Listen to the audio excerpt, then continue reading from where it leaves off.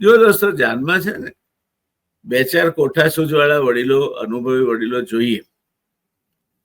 એક નાની વાત વચ્ચે કહી દઉં કે એક યુવાનની જાન જવાની હતી, પણ સામે પક્ષેથી વેવાઈએ કહેવરાવ્યું હતું કે 60 વર્ષથી ઉપરના કોઈ માણસને જાનમાં લાવવા નહીં. હવે મુદ્દલ કરતા વ્યાજ વાલું હોય. આ યુવાન એના દાદાનો સૌથી લાડકો દીકરો.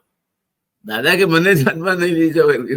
પાપા કે ના, વેવાઈએ કહ્યું છે કે 60 થી ઉપરના કોઈને નહીં લાવવા, એટલે તમારો નંબર નહીં લાગે. તમારે ઘરે રહેવાનું, પછી અહીં જ પરણીને આવવાના છે ને, વગડી આશીર્વાદ આપજો. કે આવું કઈ રીત ચાલે? મારે તો મારા છોકરાના મંગળ ફેરા ફરતા હોય જોવા છે, એ વખતે આશીર્વાદ આપવા છે. તેના બાપાએ કહ્યું કે નહીં, એ તો નહીં થાય. વેવાઈએ ના કહી છે. પણ આ ડોહા પણ જમાનાના ખાધેલ હતા. એટલે પેલી જાન માટેની બસ ઉપડી ને, તો એના પાછળ જઈને સીટ નીચે સંતાઈ ગયા.